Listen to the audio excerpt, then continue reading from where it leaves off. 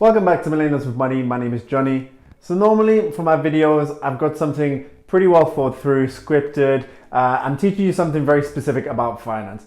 This week, I wanted to try something a little bit different. I wanted to try a vlog style video, something unscripted where I can just speak to you, speak my mind, speak my thoughts on certain topics such as working towards financial independence, such as life in general and how things are going on YouTube. So I'm gonna take you now to the center of Madrid and we're gonna start the video. So let's go. Hey guys, so I'm out here in Madrid center. Actually, the reason I'm here is because I'm filming for a video with another YouTuber. His name is Marcus Schilling. He's a Swiss guy and we are doing a video on the cost of living in Zurich versus the cost of living in Madrid. So I've been around a few places, taken some videos to show what the general cost of living is like here in Madrid. So that video is going to come out later next week, so make sure you subscribe to Marcus's channel. Keep an eye out as I'll be sharing it as well. It's going to be an interesting video, I'm sure. I really enjoyed filming this one. So a very historic place here in Madrid. Up there you've got La Puerta de Alcalá, here La Plaza de Cibeles. The bus goes past. It's going up towards Gran Via, which is the center, the main street of Madrid. We can find a lot of shops, a lot of bars, a lot of restaurants.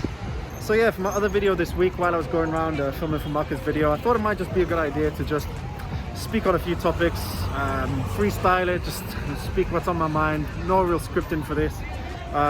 So yeah, let's get into the video and let me tell you what I've got to say. Okay, so first things first, maybe I'll talk about achieving my financial goals from here in Spain. So obviously I'm originally from the UK and I am part of the YouTuber finance community, from which a lot of people are from the UK.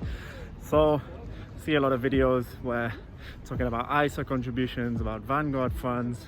These are all really great things, but it's not stuff we have access to here in Spain. Obviously, to open an ISA account, you need to be a UK resident, and to, again, same thing for Vanguard. So in Spain, to get access to Vanguard funds, you kind of need to go through a robo-advisor.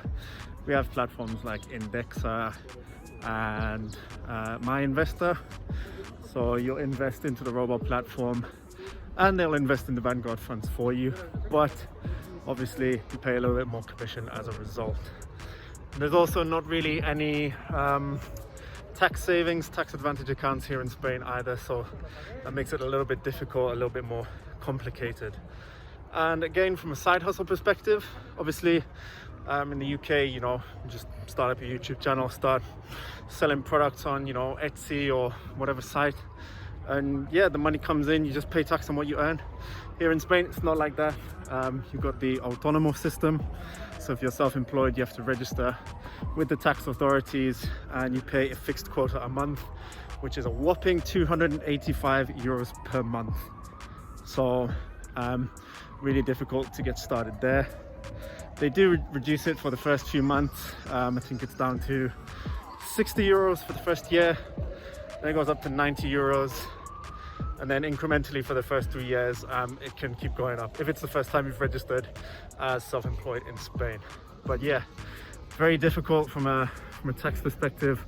Some additional challenges living in Spain to try and reach the financial goals compared to the UK. Another challenge here is kind of getting on the property ladder. So in the UK, the budget announced this week, obviously, so I think 5% is the minimum deposit that you'll need. I understand you can get it from like 10% as well. Here in Spain, a lot higher, about 20% that you need minimum deposit to be able to get on that property ladder. So obviously that means I'm going to get on that property ladder a bit later. Not that I was particularly planning to get on really soon, but I'm just very keen to kind of get an investment property and get that money working for me, because the rental market here in Madrid, very dynamic, very saturated. There's very high demand for places. So if I can get an investment property and, you know, rent that out to someone, then that's gonna generate some nice regular stable income here. That's what I hope. There are some good things though. Obviously, living in Madrid, cost of living is a lot lower than the likes of London, likes of Paris, and the quality of life is really good as well for a lot less. So that's one of the good things that allows me to save a bit more money, put a bit more money aside. So whereas I maybe miss out on tax advantages, Van Gogh funds, all that kind of stuff. I do still save quite a bit of money when it comes to the cost of living, so that's a good thing. You can see as I go down the street, people are here on the terrace having a drink, having a nice chill out on Saturday afternoon. Madrid hasn't really been in a lockdown as such since March last year. We've just kind of had restrictions by neighborhood where the incidence rate is really high. So life has been somewhat normal here for quite a while now. There's just obviously nighttime restrictions, capacity restrictions in certain places. It's not the case around all of Spain, but it has been quite nice to live somewhat of a normal life here in Madrid. So to speak, a new normal, as it's been called in Spain. So you'll see myself and a lot of other people out and about wearing a mask. That is the law here in Spain. In any public place, you need to be wearing a mask at all times, unless you're doing an activity like eating, or if you're doing sport, where of course it's not practical to wear a mask. So this has been the law for since July last year now. So I'm pretty used to it. So yeah, it is what it is. So I obviously get the question kind of why did I choose to come to Spain? What made me move here? Honestly, I really love the country, really love the culture, the language, the people here. I have friends living in Spain, in Madrid and Barcelona, down in the south. Not to mention, of course, we have amazing weather here. This is March, an afternoon in March. It's maybe about 15 degrees now, nice and warm. Very mild in the center of Madrid. And as well, when I decided to move to Madrid, it was mid 2019 when I decided that I wanted to try something new and move to Spain. So obviously us UK citizens were faced with the Brexit dilemma. So with the clock running down, I thought, well, this is my last chance at taking advantage of free movement. So I decided to have a go, try and find a job in Spain. And yeah, got very fortunate. Work for an employer that allows me to work virtually, be contracted in Spain. But yeah, the team is very much all around Europe, so that's a really good thing. How do I feel maybe 1 year on? I've been here for about a year now. So yeah, I feel really good. I really enjoy life in Madrid. The city is the perfect mix of big city vibes, but also that Spanish Mediterranean, somewhat laid back lifestyle. So it's the perfect blend. Spain, obviously, as an economy, very hard hit by the situation that's going on right now. So there was a lot of uncertainty. There was a bit of a spanner in the works generally. Fortunately, I've not been affected by this from a work perspective. Fingers crossed that things continue to go well. I do hope to continue living here, to stay here. So yeah, definitely a good decision. I couldn't go on with my life with the regret of not giving living in Spain a go. So right now, guys, I'm here in the DeGiro park. A lot of people come out to enjoy the weather this Saturday afternoon. See the police right there, just making sure that everyone is respecting the rules, social distancing, all that stuff. Got a lake over here, which is really nice. You can see people out on the boats having a nice time. People have decided to get an ice cream, have a coffee, quick drink on the terrace in the park. Nice way to spend your Saturday afternoon. And the final thing I'm going to talk about, so coming up to my 6-month anniversary on YouTube. So I started at the end of September. I'm going to talk a bit about the journey, how it's been, what are the good things, what are the challenges, where do I expect to go from here. So yeah, a lot more challenging than I thought it was going to be. I obviously thought I was going to be doing just basic editing, basic cut and pasting. Then you realize kind of what you want to show people in videos. You want to give nice breakdowns, nice, you know, titles to explain what's going on, to make the key points stand out. And it does take time, it does take a bit of thought behind it to think how you're going to edit a video. So yeah, and with my laptop right now, it's running a bit slow, so it does take quite a lot of time to edit and process videos as a result of that. Also, obviously, I try to give kind of a pan-European perspective.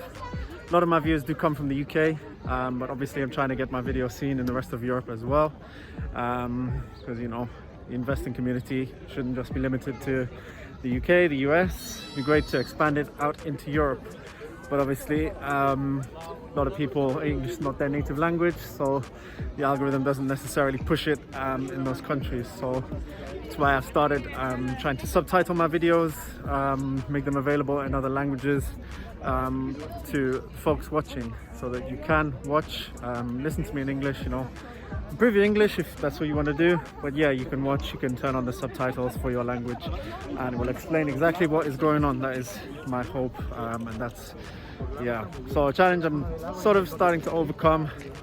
Nevertheless, I'm really grateful. Obviously, there are a lot of people that are watching my videos. I'm at almost 300 subs now, 6 months on, so still really good. And yeah, to mention as well, so I've done some collaboration videos, obviously on my own channel with the likes of Finance D, with Sandy from Market TV, with Alex Yunus Boom, and with Bert.